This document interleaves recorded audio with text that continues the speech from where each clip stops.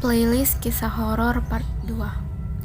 Kisah kali ini terjadi sekitar tahun 1999, di mana sepupuku masih di dalam kandungan. Pada zaman itu masih wajar bagi orang-orang desa untuk tinggal di area gunung ataupun perladangan milik mereka. Bibiku adalah salah satu dari orang desa yang juga tinggal di area ladang. Jarak antar rumah pun sangat jauh, serta tiada penerangan kecuali lampu teplok pada malam hari.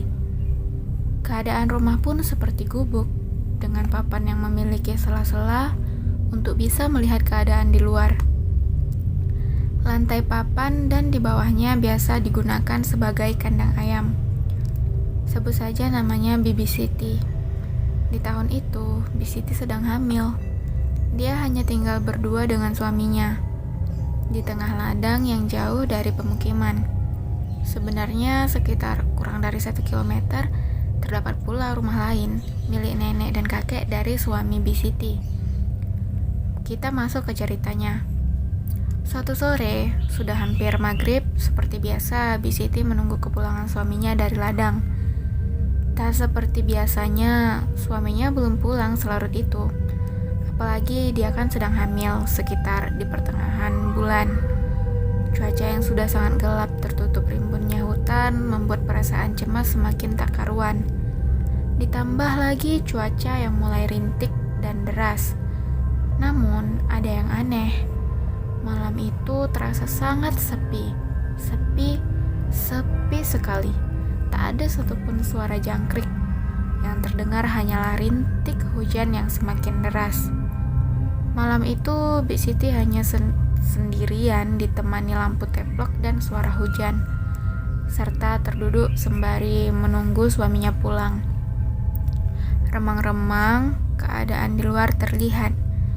Tiba-tiba dia mendengar suara anak ayam. Tidak aneh sih sebenarnya, karena memang banyak orang di sana memelihara ayam. Tetapi yang aneh adalah rumah di sana jauh berjauhan, dan dia sama sekali tidak memelihara ayam. Belum selesai kekagetannya, dia mendengar suara perempuan yang menangis dari luar rumah.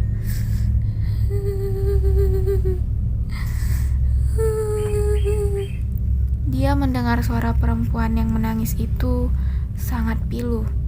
Bi Siti kemudian mengintip dari balik dinding yang memiliki seka di antaranya. Terlihat ada sosok wanita berbaju putih berambut panjang, duduk di atas pohon dan sedang hujan-hujanan. Ya tentu saja kita yang melihatnya sudah paham bahwa itu bukan manusia.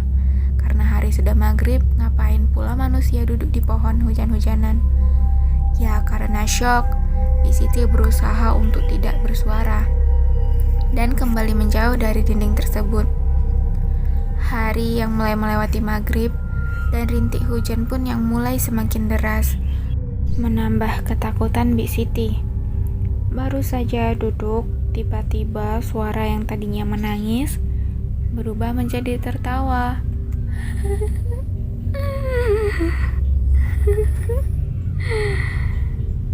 Ya kira-kira begitulah suaranya. Tepat di balik dinding kayu gubuk Bi Siti. Sekitar 1 menit, tertawa itu berhenti, tapi berpindah ke bawah lantai yang sedang diduduki Bi Siti. Kalian ingat kan lantainya itu terbuat dari papan, jadi bisa saja ada sesuatu di bawah lantai tersebut. Bi Siti yang mulai panik pun menangis, tapi dia hanya bisa terdiam kaku. Sampai akhirnya suara menangis itu diam lagi, tapi kemudian bersuara lagi. Kali ini terdengar semakin jelas,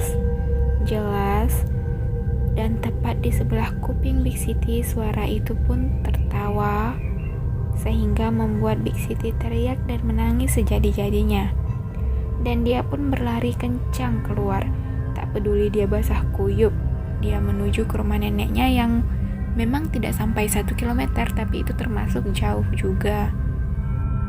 Nenek dan kakeknya yang melihat itu pun kaget melihat Bik Siti basah kuyup berlarian di bawah hujan dan gelapnya malam.